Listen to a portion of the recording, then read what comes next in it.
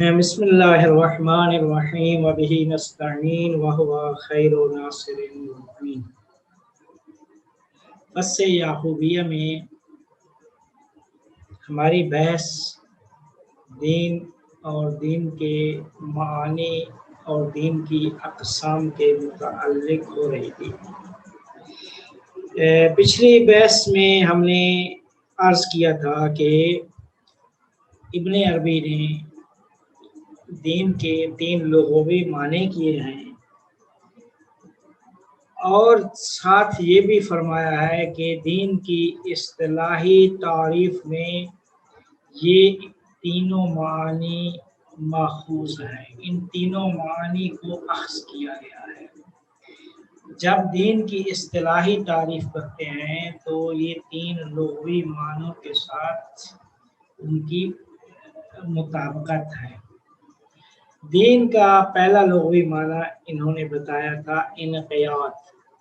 انقیاد کا مطلب ہوتا ہے کہ ایک قائد ہے، قائد کی جو لوگ اتباع کرتے ہیں، پیروی کرتے ہیں، ان کو منقاد کہا جاتا ہے اور اس عمل کو انقیاد کہتے ہیں۔ انقیاد یعنی وہ اطاعت کرنا قائد کی، اور چونکہ سرے سلسلہ ہستی وجود کائنات کا جو اولین مبدا یا وہ آغاز وہ حق تعالیٰ کی ذات وہی قائد ہے، تو اس قائد کا تقاضا یہ تھا کہ کچھ لوگ اس کے اتباع کرنے والے بنے، تو جو اتباع کرنے والے ہیں ان کو منقاد کہا جاتا ہے، اور یہ فعل اطاعت کو انقیاد کہتے ہیں۔ تو فرمایا کہ انقیاد وہی دین ہے، دین وہی انقیاد ہے، انقیاد وہی دین ہے۔ دین کا مطلب وہ پیروی ہے، دین وہی اسلام، اسلام کا معنی سر تسلیم خم ہونا، کسی کے فرمان کے آگے سر تسلیم خم ہونا، وہی انقیاد ہے۔ تو پس دین وہی انقیاد ہے، اور یہ انقیاد چونکہ خدا ہے اور خدا کے ماننے والے ہیں، تو یہ وہ ماننے والے ہی اطاعت کر رہے ہیں۔ تو اطاعت کس چیز کی؟ جب وہ قوانین جو وضع کیے ہیں اللہ نے ان مسلمین کے لیے، ان قوانین کی اتباع اور اطاعت میں وہ منقاد ہیں۔ بس پہلا معنی انقیاد، جس کی وضاحت ہم نے پچھلے اس میں بیان کر دی تھی۔ دوسرا معنی ابن عربی نے دین کا لغوی معنی جو بیان کیا تھا، زمین کو ٹچ کرے، دوسرا جو نہیں مگر عابد بھائی اس میں مجھے لگتا ہے کہ ایک نا جگہ کا اورا ہوتا ہے، وہی کہہ رہا ہوں، صرف مندروں اور گرودواروں میں کیوں ہوتا ہے وہ اورا؟ تو اس میں کافی ڈیٹیل موجود ہے، جہاں جہاں آپ کہیں جاتے ہیں اور آپ کو وہاں کا سکون ملتا ہے، آپ یہ نہیں کہہ سکتے کہ آپ پلیز اپنا والیوم مائک میوٹ کر دیجیے پلیز۔ ہاں بالکل آپ کی بات صحیح ہے، اس لیے کہ نہیں اینٹوں یہ بالکل آپ کی بات، جی میں بالکل ایسے کہتا ہوں۔ میرا ماننا یہ ہے کہ جو ہے وہ کیا نام ہے اس کا، نہیں آپ اس کو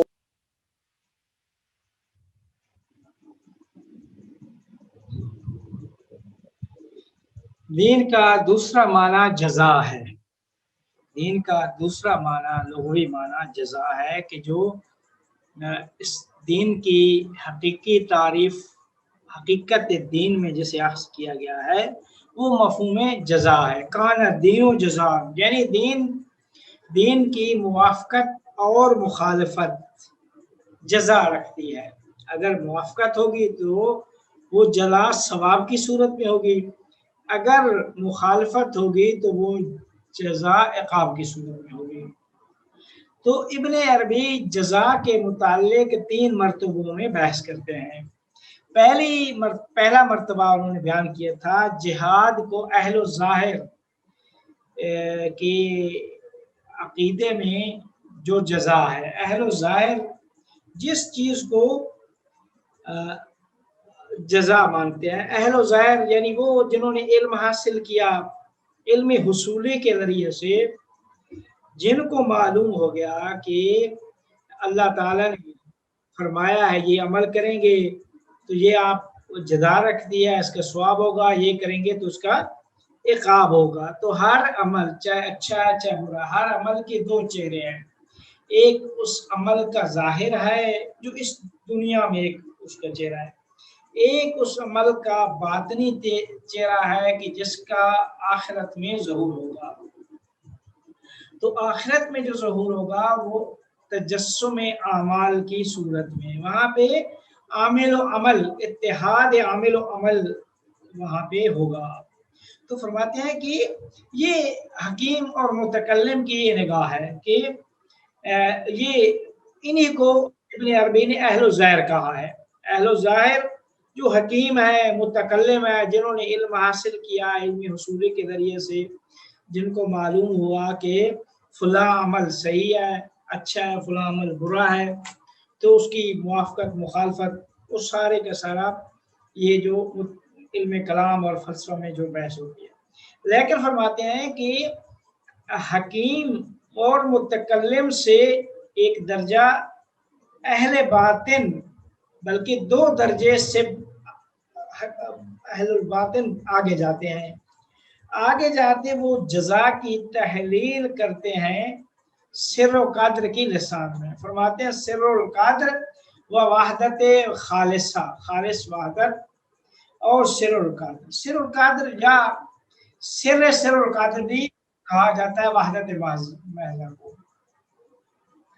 تو وہ جزا کی جو تحلیل کرتے ہیں سر القادر کی لسان کے اعتبار سے، کس طرح کرتے ہیں؟ فرماتے ہیں کہ ابن عربی کا وہ نظریہ کہ جس میں فرماتے ہیں کہ خدا آئینہ ہے عالم کا اور عالم آئینہ ہے خدا کا۔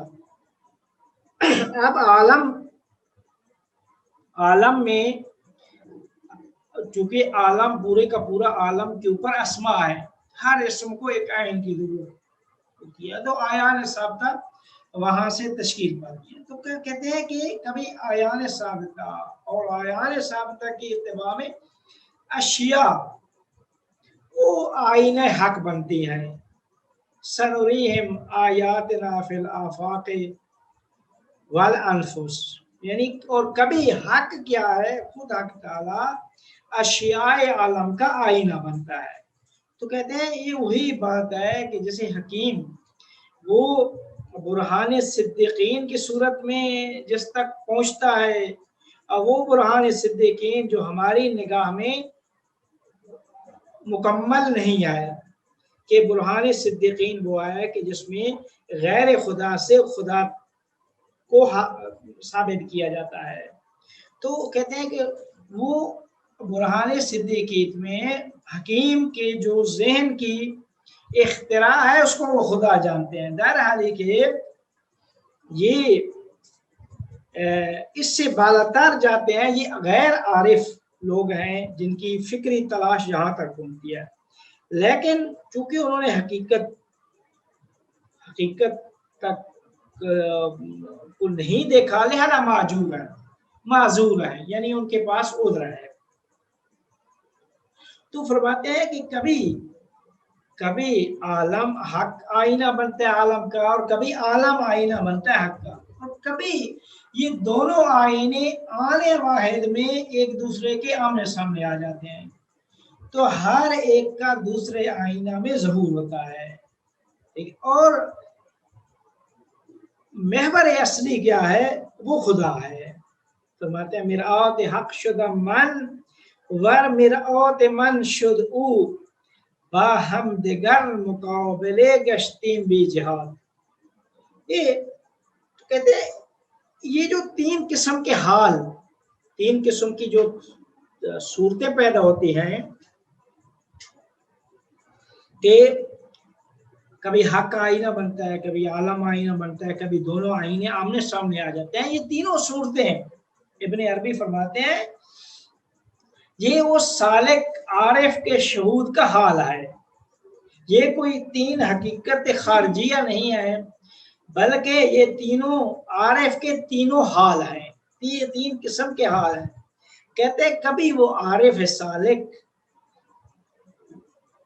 وہاں تک پہنچتا ہے کہ اینما تولوا فثم وجہ اللہ، سورہ بقرہ کی آیت نمبر 115، یعنی جہاں بھی دیکھتا ہے، جو جدھر بھی نگاہ کرتا ہے وہ حق تعالیٰ کو پاتا ہے۔ تو فرماتا ہے یہ جدھر بھی دیکھتا ہے یعنی کثرات کو نگاہ کرتا ہے تو وہ خدا کو پاتا ہے اس میں۔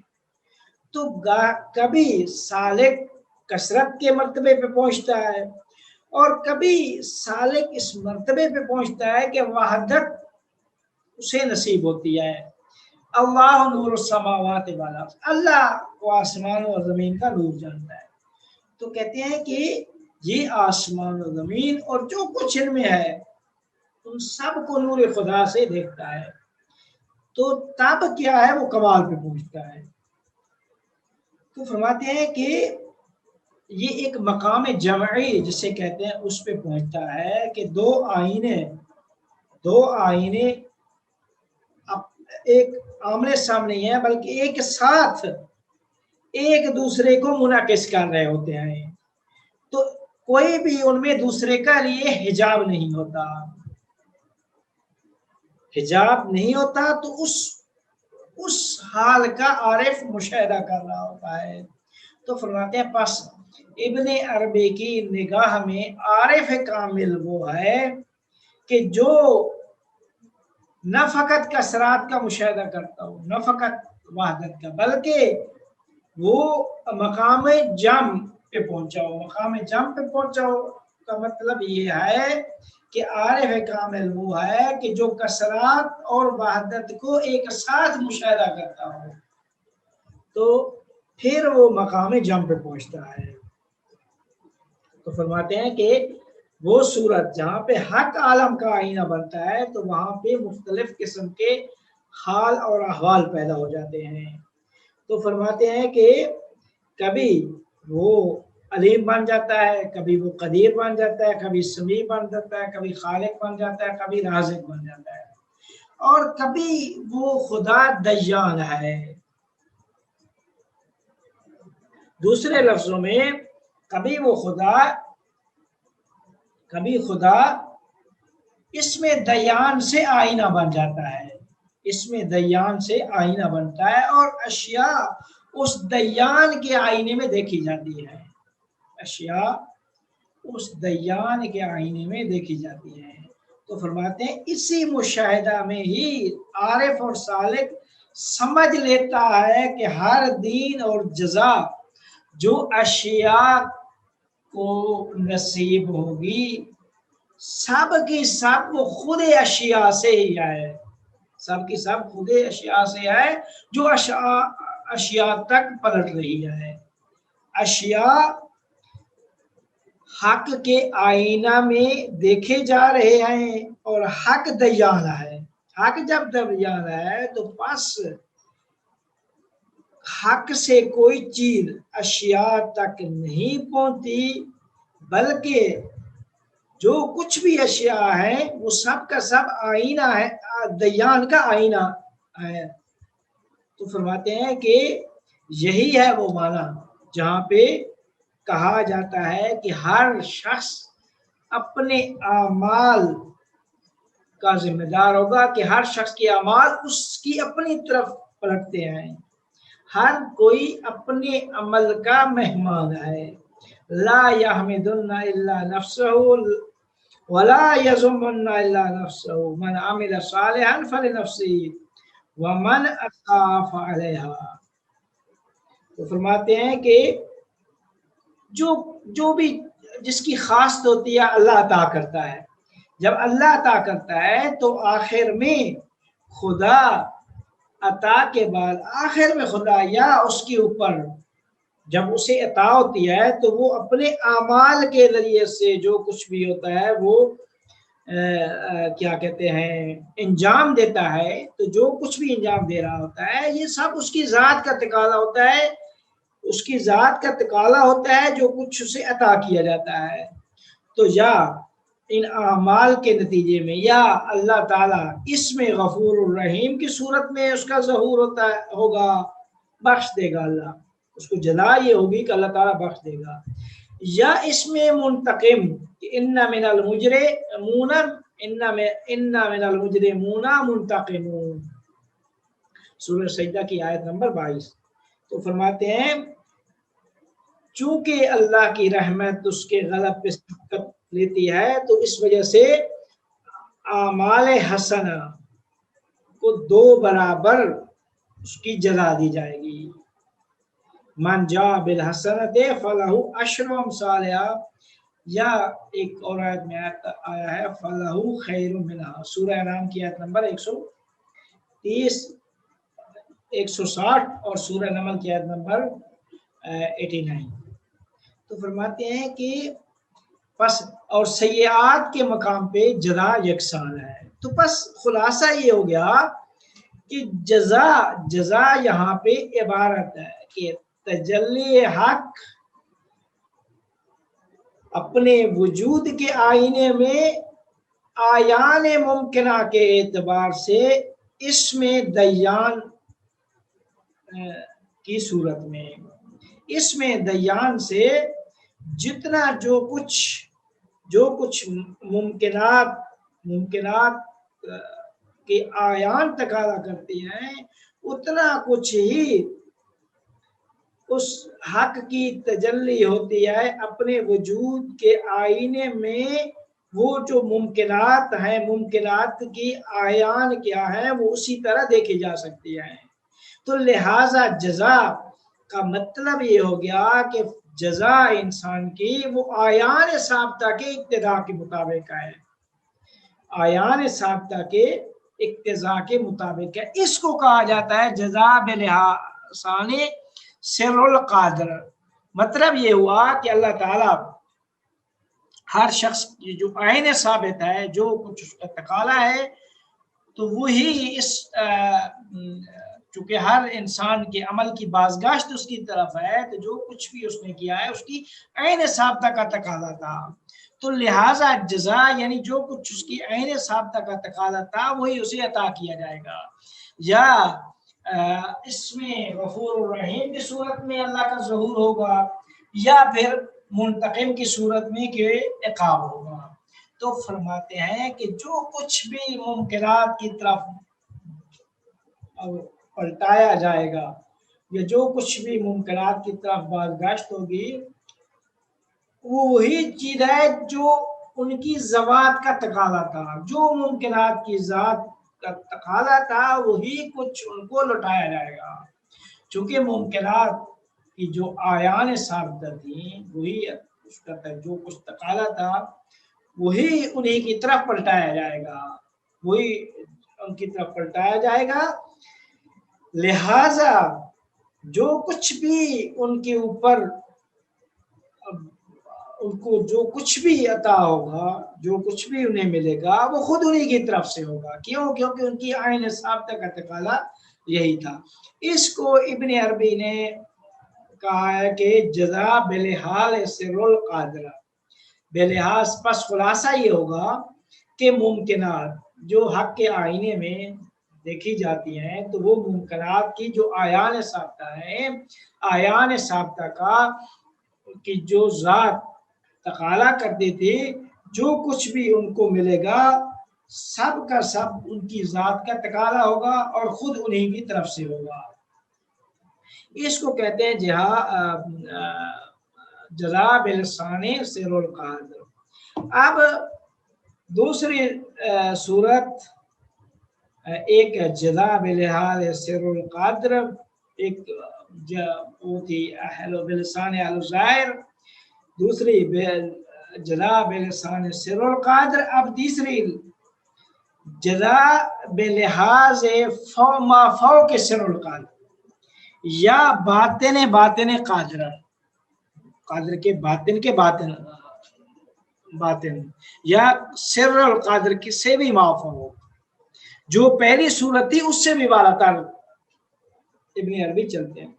फरमाते हैं कि ये जो पिछला मर्तबा था उसमें यही था कि आयान साब्ता का जो तकाला था उनकी ज़ात का, तो वहां से जब हम यानी आगे चलेंगे तो आगे तो मकाम अहदियत के नजदीक हो जाएंगे, क्योंकि आयान साब्ता मकाम अहदियत में है, तो वहीं से हम अहदियत के नजदीक होंगे।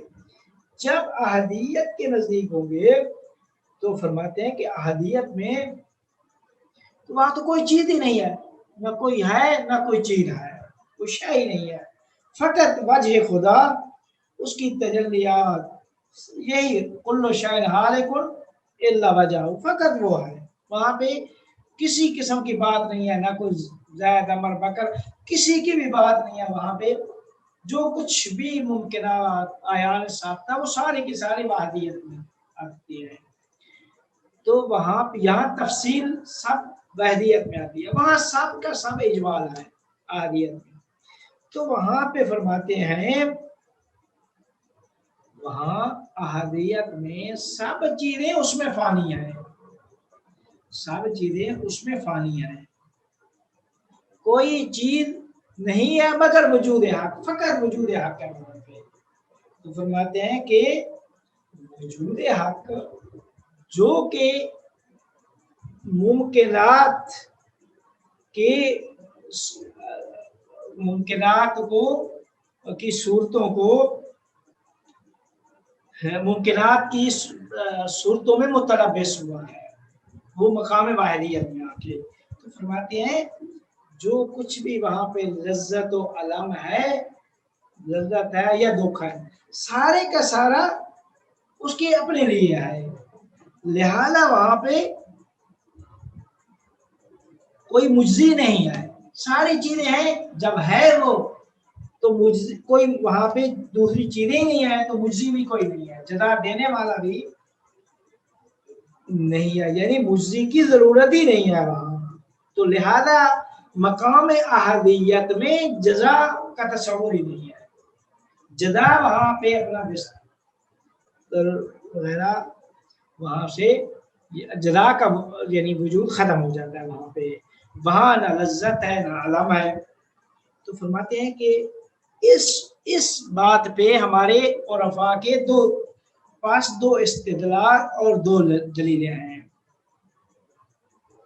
पहली दलील कि वहां पे कुछ नहीं है, फकत खुदा है, जब फकत वो है, जब आगे कुछ भी नहीं है, कुछ होगा तो जजा होगी और मुज्जी की जरूरत होगी। तो फरमाते हैं पहली दलील, वो दलील पे जब आते हैं तो दलील देते हैं कि हो सकता है अहलो ज़ैर हमारे ऊपर हकीम इस नुक्ते पे इतराज करे, हकीम या मुतकल्लिम। तो फरमाते हैं मैं दलील देता हूँ। पहली दलील कान अल्लाहु वलम यकुन माहु शैअ, अल्लाह था लेकिन उसके साथ कोई चीज नहीं थी। फरमाते हैं जहाँ पे काना वैसे फिर मानी है, कान अल्लाहु वलम यकुन माहु शैअ, अल्लाह था और उसके साथ कोई चीज नहीं थी।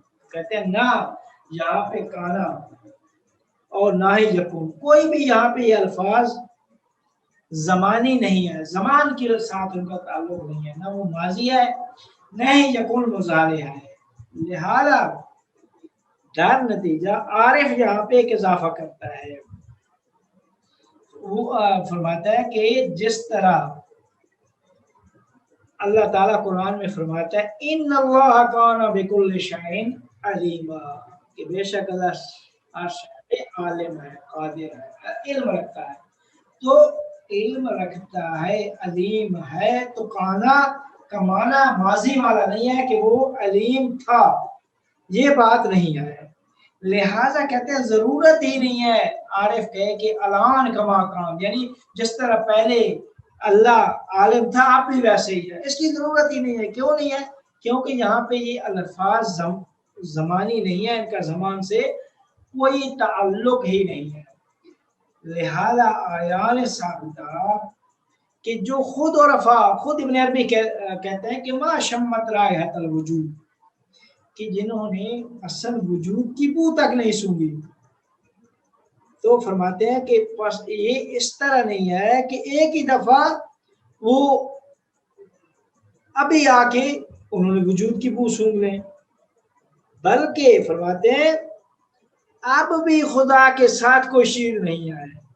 اب بھی ایسا نہیں تھا کہ وہاں چونکہ وہاں نہیں تھی تو اب یہاں پہ ہے، نہیں، بلکہ یہاں پہ بھی وہ جو ما شمت رائحۃ الوجود ہے، تو اب بھی فرماتے ہیں کہ خدا کے ساتھ کوئی شے نہیں ہے. اور آیان ثابتہ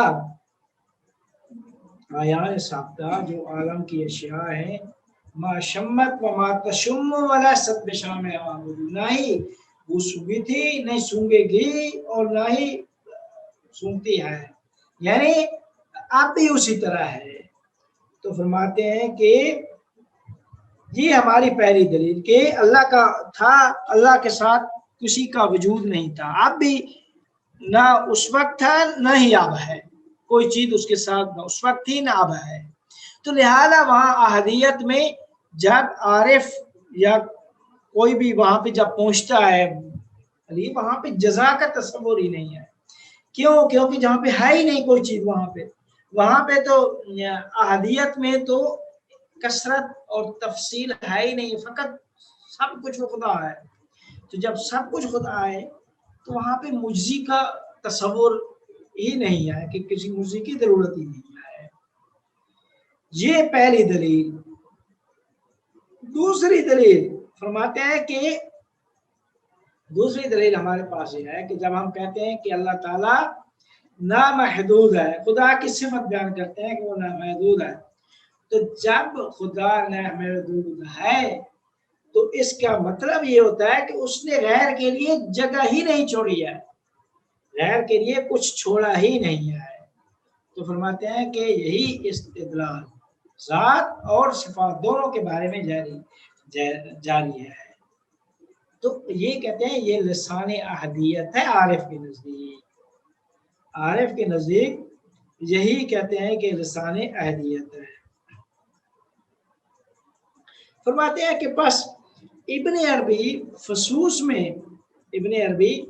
فصوص میں مختلف مقامات پہ وہ ذکر کرتے ہیں کہ عارف کامل وہ ہے کہ نہ کثرت بین ہو اور نہ ہی وحدت خالصہ، بلکہ عارف وہ ہے کہ جو مقام جمع الجم پہ پہنچا ہو.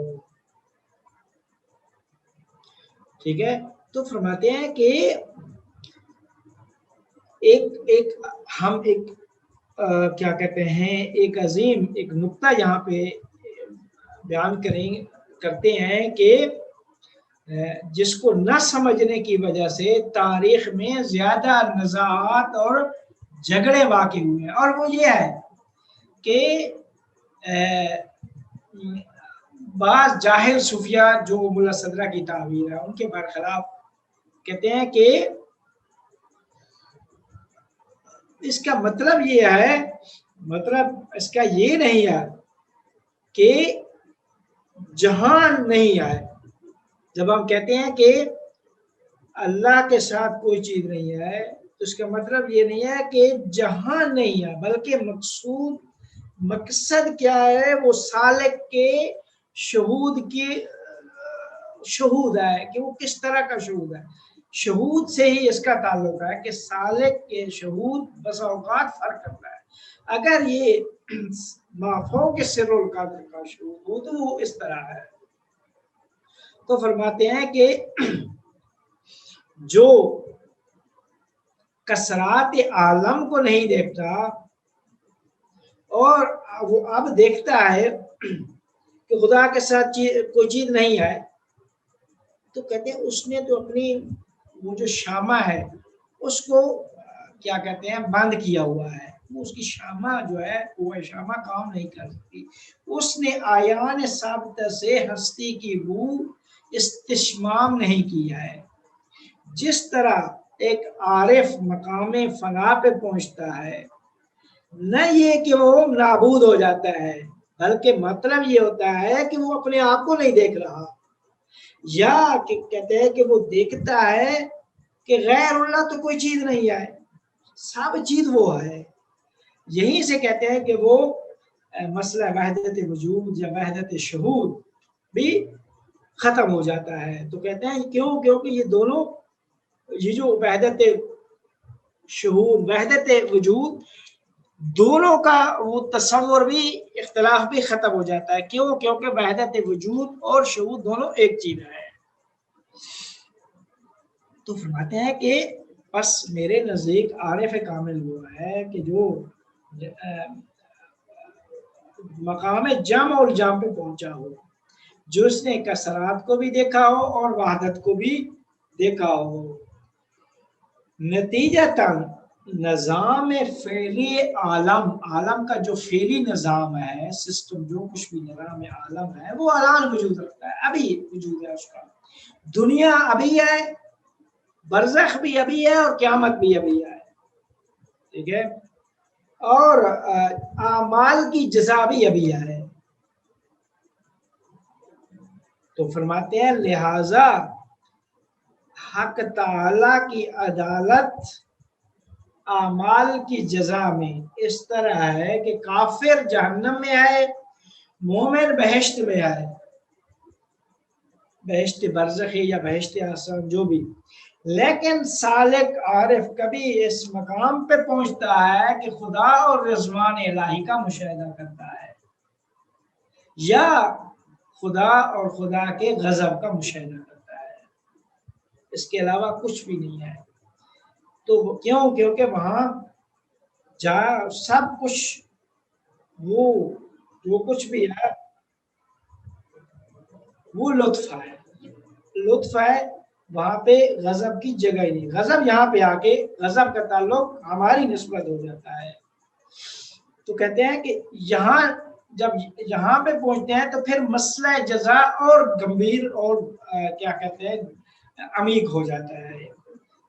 تو کہتے ہیں کہ ہم اس کی مثال، اسے سمجھنے کے لیے دین کے اندر سے مثال دیتے ہیں۔ معراج پیغمبر ہے، جس طرح معراج پیغمبر کے پیغمبر نے اپنے ملکوتی سفر میں تمام عالم کے تمام صحنہ کو اور تمام مناظر کو دیکھا تھا، جہنم کو جہنم کے اہل کے ساتھ دیکھا تھا، جنت کو جنت کے اہل کے ساتھ دیکھا تھا، اور پھر فرمایا کہ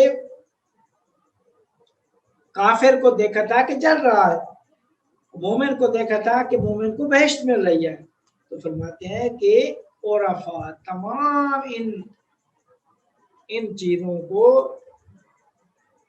اس عنوان سے کہ پیغمبر چونکہ اسماء الہی کا مشاہدہ کرتا ہے، اس کی توجیہ کرتے ہیں، وہ اس طرح فرماتے ہیں کہ اس نے خدا اور خدا کے اسماء کے علاوہ معراج میں کوئی چیز نہیں دیکھی تھی۔ تو فرماتے ہیں کہ پس محی الدین ابن عربی اس جزا کا یہ تیسرا معنی ما فوق سر القادر میں، ما فوق سر القادر کی تحلیل میں یہ کہتے ہیں کہ ہم نے، اگر ہم جہان کو دیکھیں اس وحدت سے، وحدت اطلاقی جسے کہتے ہیں، خدا کی ہوئی وحدت جہاں پہ کچھ بھی خدا ہی ہے، کچھ خدا کے علاوہ کچھ نہیں ہے، تو فرماتے ہیں کہ فقط وہاں پہ خدا اور اس کے فیض واحد کو دیکھ سکتے ہیں۔ تو کہتے ہیں کہ وہاں پہ مسئلہ جزا اس صورت میں تحلیل ہوگا کہ جو لذت حاصل کر رہا ہے یا علم حاصل کر رہا ہے، متعلم ہو رہا ہے، وہ اس کا فیض منبسط ہے، اور جو کچھ عمل کے نتیجے میں آ رہا ہے وہ در حقیقت وہ اسم ہے کہ جو دوسرے اسم کے پیچھے جس کا ظہور ہو رہا ہے۔ تو فرماتے ہیں کہ وہاں پہ بات فیض کی ہے، اور یہ فیض اطلاقی ہے، اس کی مختلف شعونات ہیں، مختلف جب شعونات ہیں تو بعض ملائم ہیں اور بعض کیا ہے ملائم نہیں ہے. تو کہتے ہیں کہ جب یہیں پہ پھر وہ عقاب کا مسئلہ لے آتا ہے نہ ملائم اور نہ ملائم کی بات میں. فرماتے ہیں کہ عقاب کو عقوبت اس وجہ سے کہتے ہیں، عقاب عقوبت سے ہے. کہتے ہیں نا کہ ثواب کو جزا ویسے استعمال ہوتا ہے اور کیا کہتے ہیں برے کام کے لیے وہ عقاب استعمال ہوتا ہے، جزا. دراصل کہ دونوں جزا ہیں، لیکن کہتے ہیں عقاب اسے کیوں کہتے ہیں؟ اس وجہ سے کہتے ہیں عقاب کو عقوبت اس وجہ سے کہتے ہیں کہ یہ حادثہ، یہ چیز اس کے عقب میں آئی ہے، یعنی اس کے پیچھے آئی ہے. یہ عمل انسان نے انجام دیا ہے تو اس عمل کے پیچھے وہ جنتی صورت یا برزخی اور جہنمی صورت آتی ہے. تو فرماتے ہیں کہ اگر وہ چیز جو اس کے پیچھے وہ عمل اگر اچھا نہیں آئے یا اچھا نہیں آئے تو عقاب ہے، اور اچھا ہے تو اس کو ثواب ملے گا. تو کہتے ہیں کہ اصطلاح شرعی میں اس کو ثواب کہا جاتا ہے، کہ اچھی عمل کی جزا کو ثواب کہا جاتا ہے اور برے عمل کو عقاب کہتے ہیں. درحال کہ عقاب بھی دونوں کو کہہ سکتے ہیں، کہ عقاب چونکہ عقب میں آتا ہے تو عمل کے پیچھے جو کچھ آتا ہے، اب وہ عمل اچھا ہوگا تو اس کے پیچھے ثواب آئے گا، اگر وہ عمل برا ہوگا تو اس کے پیچھے وہ کیا کہتے ہیں عقاب عذاب آئے گا. تو فرماتے ہیں کہ لہذا لغت کے اعتبار سے عقاب اور ثواب کا ایک عام معنی ہے. تو کہتے ہیں کہ قرآن مجید جہنم اور بہشت کو ثواب سے یاد کر رہا ہے، جہنم اور جنت کو ثواب سے یاد کر رہا ہے. تو کہتے ہیں کہ بہرحال انسان کے اعمال جو ہیں یا نرم ہیں یعنی اچھے ہیں تو ثواب شرعی کا اسے ثواب کہا جاتا ہے، یا اس طرح کے اچھے نہیں ہیں غلط کام ہے تو فرماتے ہیں کہ اسے عقاب کا کہتے ہیں اس معنی میں. تو یہ ابن عربی کی نگاہ میں یہ کہتے ہیں کہ صورت ہے سر القادر کی، سر القادر. تو بس جزا کی 3 صورتیں بیان کر دیں. جزا کے عمل سے جب ابن عربی فارغ ہوتے ہیں تو تیسری بحث دین کے وہ معنی عادت کو ذکر کرتے ہیں، کہ دین کا تیسرا معنی عادت ہے. پہلا انقیاد کا، دوسرا جزا کی 3 صورتیں. اب عادت کے معنی پہ بحث میں شروع ہو جاتے ہیں، بحث کا آغاز کرتے ہیں. کہتے ہیں عادت کا ایک عرفی معنی ہے کہ ایک شخص ایک کام کو ایک دفعہ انجام دیتا ہے اور پھر بعد میں چند دفعہ اسی کام کی طرف پلٹتا ہے اور اسی کو انجام دیتا ہے تو وہ کام اس کے لیے عادی بن جاتا ہے. تو کہا جاتا ہے کہ یہ عادت ہے. مثال دے رہا ہوں کہ جو ہے نا وہ کسی نے صبح اٹھ کے ورزش کی ہے تو چند بار کی ہے تو اب اس کی عادت بن گئی ہے. تو فرماتے ہیں کہ اب ابن عربی اس کی تحلیل میں فرماتے ہیں کہ دین جزا ہے، ٹھیک ہے، اور جزا ہے اور عادت بھی ہے. جس طرح دین جزا ہے ویسے عادت بھی ہے. کہتے ہیں یعود الامر الی صاحبہ، ہر کام اس کے صاحب کی طرف اس کی بازگشت ہے. ٹھیک ہے، یعنی دوسرے لفظوں میں جو بھی عمل کسی آدمی سے سرزد ہوگا، چاہے وہ عقیدہ ہے، چاہے اخلاق ہے، چاہے وہ ظاہری عمل، وہ عمل نہ معدوم ہوتا ہے اور نہ ہی اپنے عامل کو چھوڑتا ہے، بلکہ لیس للانسان الا ما سعی، بلکہ خود اسی کی طرف پلٹتا ہے. جو عمل کرنے والا ہوتا ہے وہ عمل اس سے نہ ہی معدوم ہوتا ہے نہ ہی اس سے جدا ہوتا ہے، بلکہ اسی کی طرف پلٹتا ہے. جو عمل اس نے کیا ہے اچھا ہوگا تو بھی اسی کی طرف پلٹے گا، برا ہوگا تو بھی اسی کی طرف پلٹے گا. تو بس فرمایا کہ دین یعنی عادت، یعنی جب تکرار ہوگا تو عادت بنے گی. تو فرماتے ہیں یہاں چونکہ تکرار ہے دین میں تو عادت بھی ہے. اور اس کی دوسری وجہ یہ ہے، کہتے ہیں کہ دوسری وجہ یہ ہے کہ انسان کا جو، چونکہ انسان اپنے اصلی محل کی طرف لوٹتا ہے، اور محل کیا ہے؟ وہ اللہ کا وعدہ، کہ اللہ نے کہا تھا کہ اچھے عمل کریں گے یا برے تو میں آپ کو اللہ نے وعدہ کیا تھا کہ وہ قیامت معاد کا وعدہ کیا تھا. تو کہتے ہیں کہ چونکہ انسان کا اپنے اصلی محل کی طرف لوٹتا ہے، اور وہ اصلی محل وہ معاد ہے قیامت کے دن ہے، تو فرماتے ہیں دین کا معنی یہیں سے عادت بن جاتا ہے. یعنی دین عادت ہے. کیوں عادت؟ اور معاد اس میں ہے. عادت میں عود ہے کہ خود عود یعنی پلٹنا، جو کچھ بھی انسان عادت کرتا ہے وہ عمل اسی کی طرف پلٹتا ہے. تو عود بھی ہے، اور اسی عمل جو عمل کیا ہے عادت ہے اس کا اللہ نے وعدہ بھی کیا ہے معاد بھی، تو اس میں معاد بھی ہے. اچھا آپ پھر وہ ایک بات فرماتے ہیں کہ ایک بات وہ آگے پھر ابن عربی ایک عرفانی اور فلسفی بحث میں شروع ہو جاتے ہیں کہ عادت کا مطلب پہلی حالت کی طرف پلٹنا یہ محال ہے. وہ اعادہ معدوم جسے کہا جاتا ہے فلسفی میں بھی. کیونکہ فرماتے ہیں تکرار نظام تکوین میں عقلاً محال ہے، لہذا عادت کا معنی تکرار یہ محال ہے.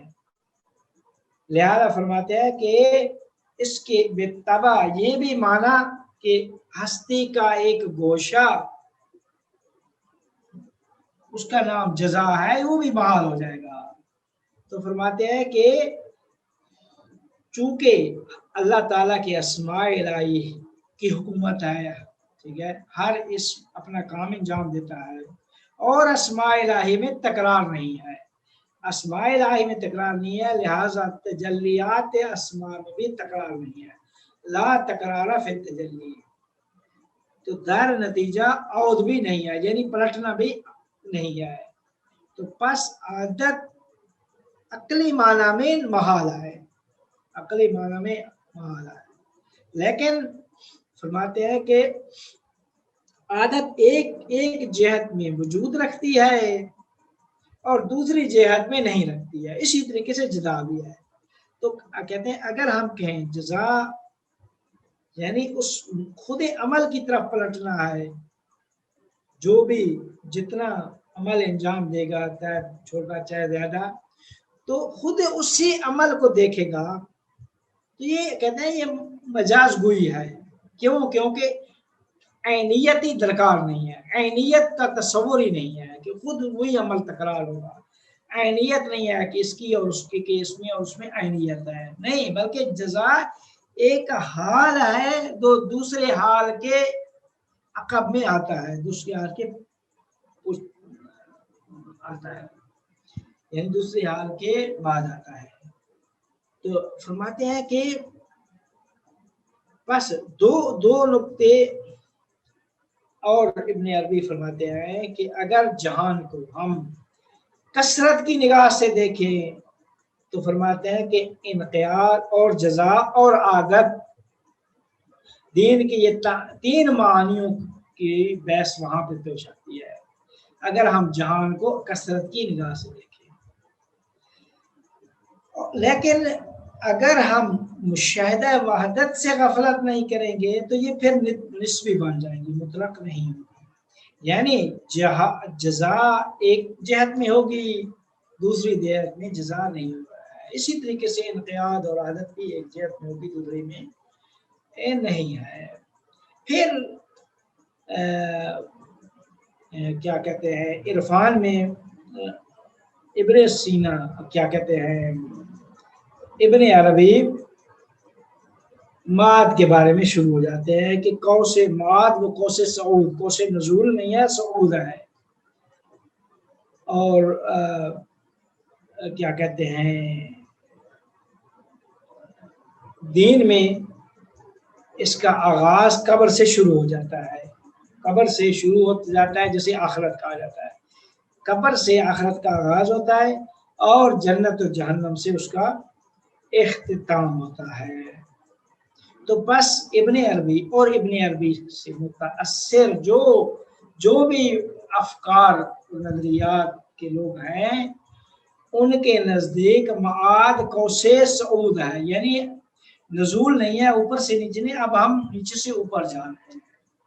تو جب نیچے سے اوپر جائیں گے تو جب سیر نزولی ہوئی تھی اوپر سے نیچے آئے تھے تو جتنا جتنا وحدت سے ہم دور ہوتے گئے اتنا اتنا پردوں میں اضافہ ہوتا گیا، حجابات زیادہ ہوتے گئے، اور یہاں تک کہ عالم مادہ کے حجابات سامنے آ گئے۔